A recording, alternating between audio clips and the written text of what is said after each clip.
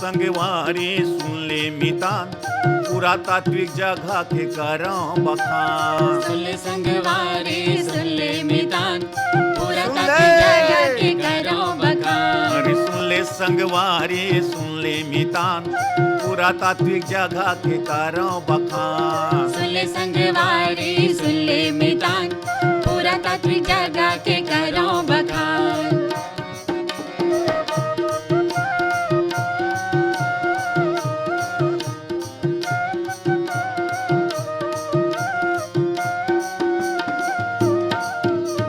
राजीव में 7वीं सदी के मंदिर, राजीव लोचन यो कुलेश्वर मंदिर। खरौद में लक्ष्मणेश्वर मंदिर है भाई, इंदल देव बिराजे सौराई दाई। इंदल देव बिराजे सौराई दाई।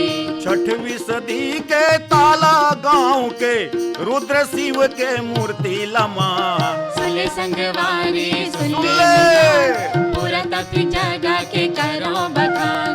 सुन ले संगवारी सुन ले मितान, पुरातात्विक जगह के करो बखान।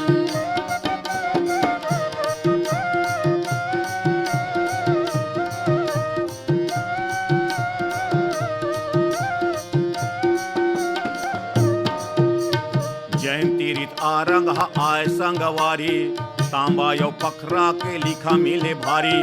7वीं सदी के सिर पुरला निहार, ईटा के लक्ष्मण मंदिर बौद्धे बिहार। ईटा के लक्ष्मण मंदिर बौद्धे बिहार। घोरम देव के कला निराला, छत्तीसगढ़ के खुजरा हो जान। सुन ले संगवारी सुन ले मितान, पुरातात्विक जगह के करो बखान। सुन ले संगवारी सुन ले मितान, पुरातात्विक जगह के करो बखान।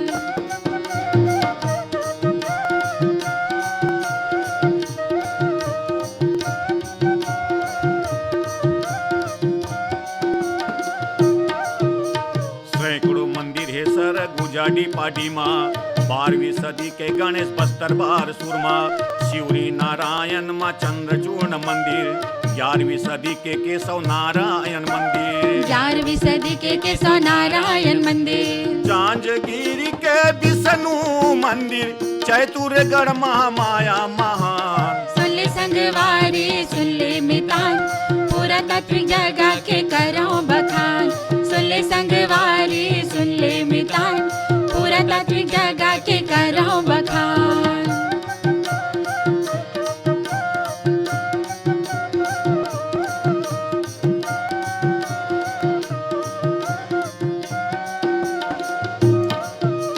पार्श्वनाथ तीर्थ नगपुरा, दंतेश्वरी माई बिराजे दंतेवाड़ा। देव बलौदा गनियारी सर गाँव, कीरारी पाली सही हबैकत को गाँव।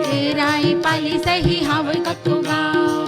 36 किला छत्तीसगढ़ माँ, 36 जगह में है परमान। सुन ले संगवारी सुन ले मितान, पुरातात्विक जगह के करो बखान। सुन ले संगवारी सुन ले मितान, पुरातात्विक जगह के करो बखान। अरे सुन ले संगवारी सुन ले मितान, पुरातात्विक जगह के करम बखान। सुन ले संगवारी सुन ले मितान, पुरातात्विक जगह के करो बखान। अरे सुन ले संगवारी सुन ले मितान, पुरातात्विक जगह के करम बखान। सुन ले संगवारी सुन ले मितान, पुरातात्विक जगह